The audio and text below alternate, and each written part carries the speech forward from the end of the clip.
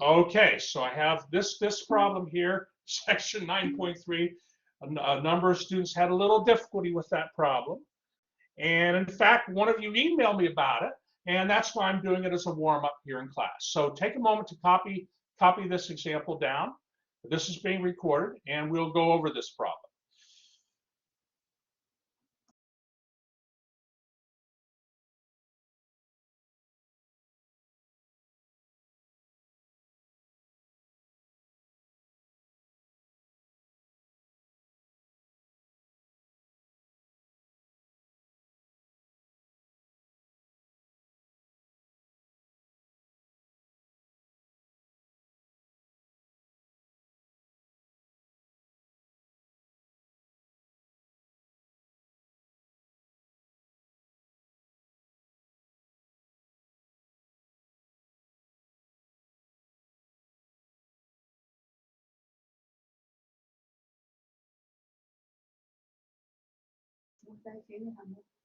Okay, so here we are.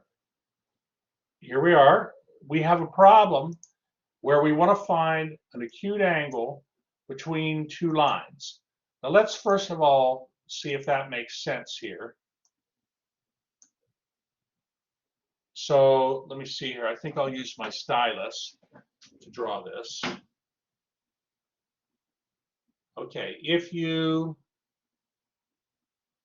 look at any two lines, line 1 or line 2, okay, any two lines, there are two angles that exist between the lines of intersection.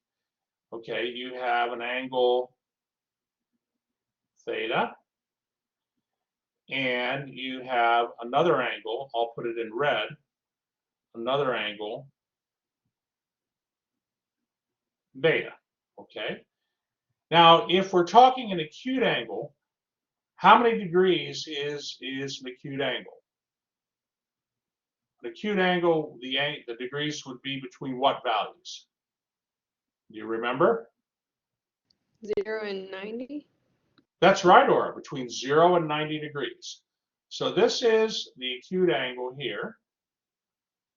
And what would angle B be? Well, that would not be the acute angle, that would be the good Yeva, the obtuse.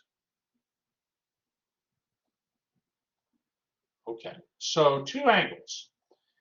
All right, now what we have to recognize here is that these angles, we can superimpose vectors over the lines. So like for instance,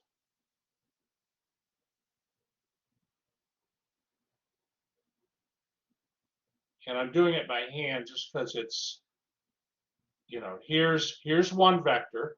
That's the green vector is parallel to line 2.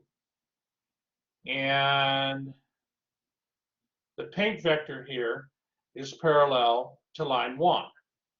So we could, you know, we could think of the origin here, and we could reconstruct those vectors here, like so. Because a vector is determined by its magnitude, and its direction. So, you know, basically I can, like these two angles up here, and that angle theta there would be the same as these two angles that you see here protruding from the origin with angle theta. So the key is based on knowing what these two lines are, like for line 1, can I figure out a vector that is parallel to line L1? And for line L2, can I figure out a vector, green vector there, that's parallel to line L2? Well, clearly, what property of a line is going to be critical to determine these two direction vectors? What property of a line is going to be absolutely critical?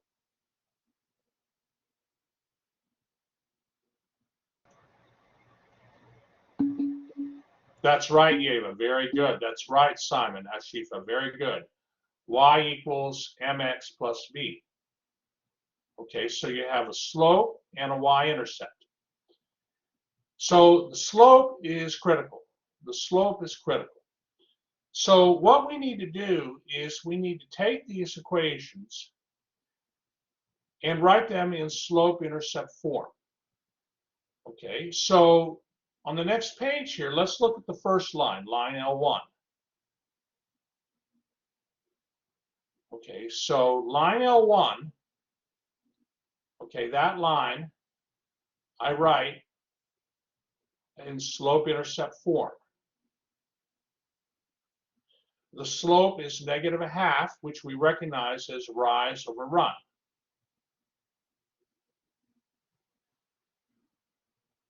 Okay, so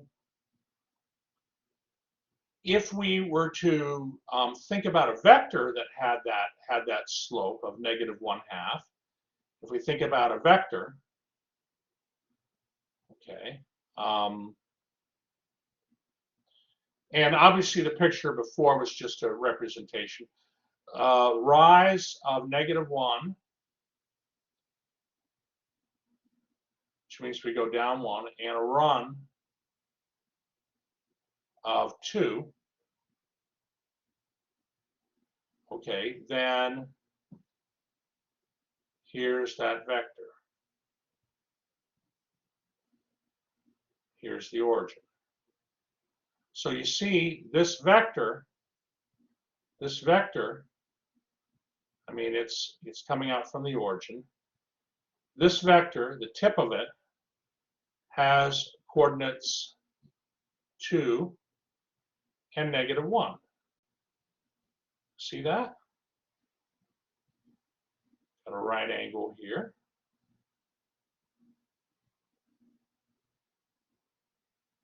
Okay, so a vector parallel to line 1 is going to be the vector 2, -1. And we'll call that vector A.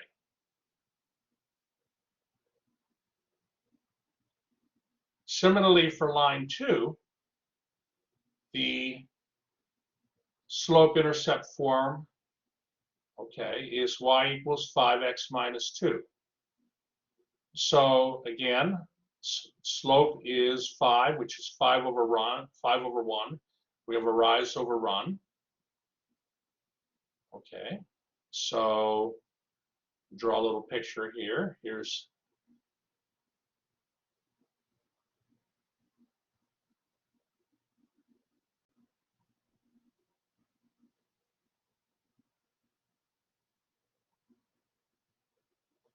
okay, so I'm going to rise up 5 units, rise up 5,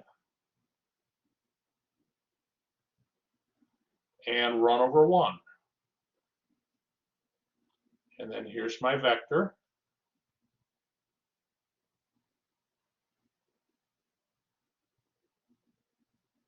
Has coordinates 1, 5. So the vector parallel to L2 is vector 1, 5. So now those two vectors that we were looking for that are parallel to the lines, we know them. Now, does this allow us to find theta? If we know the two vectors, can we find the angle between them? The angle between these two vectors would be the same angle as we would have in the intersection of the two lines.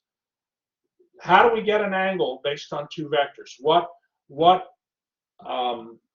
vector operation would we do? Would we do the dot product or the cross product? Do you use cosine in the dot product? That's right. That's right, Aura. That's what we would do. That's what we would do. And I have the details on that on the next page. But are there any questions? You know, I want to make sure everybody's caught up and so forth. Are there any questions so far?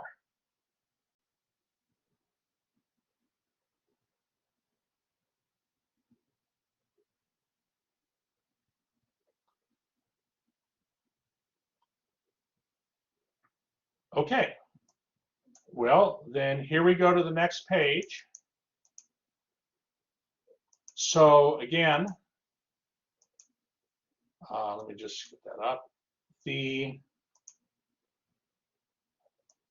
lines meet at the same angle theta, the lines meet at the same angle theta that the vectors meet at. So we're going to find the dot product of the two vectors, A and B, find the length of vector A, the length of vector B, and then we know that the dot product between A and B is equal to the length of A times the length of B times the cosine of the angle between them.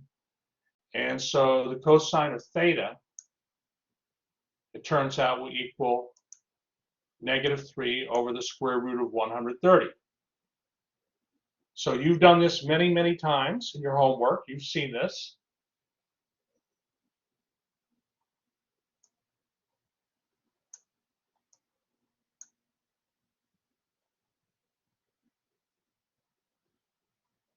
Let me know if there are any questions.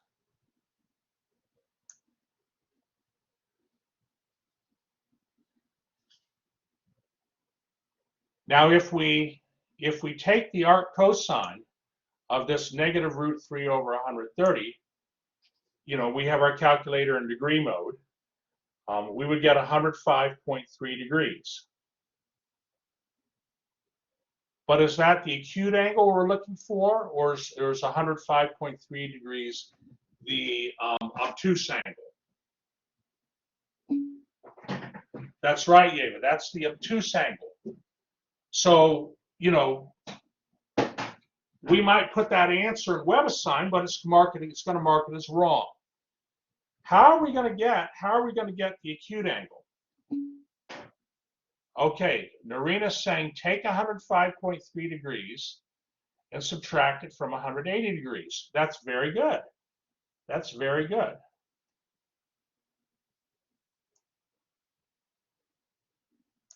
Because if we, just a little sketch here,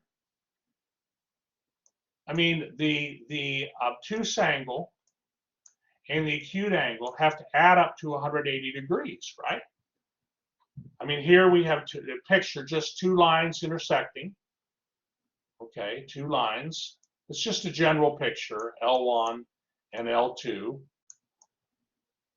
Two lines intersect, and at the intersection, the obtuse angle and acute angle have to add up to 180 degrees because they're supplementary angles. So the acute angle is going to be 180 degrees minus 105.3 degrees, and that's 74.7 degrees. Yes, IB, question? Can you please go back? Yes, yes. Let's make sure we're okay. All right, thank you. Sure. Let me know when you're done copying. All right. All right, thank you. That's it. Okay, excellent, excellent. Okay, and so over here we go.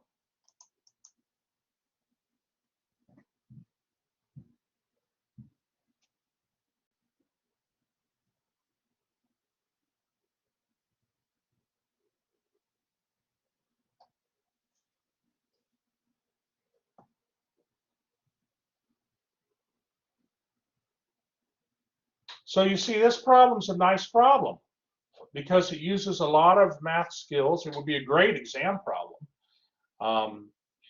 It uses a lot of math skills, and it really tests you on your understanding of the dot product.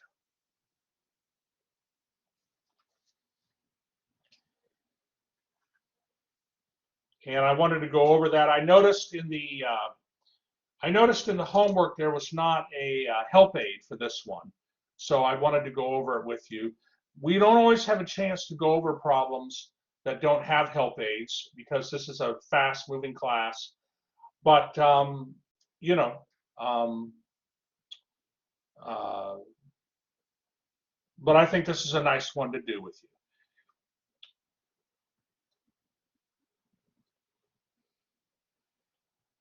Are there any questions before I stop this recording?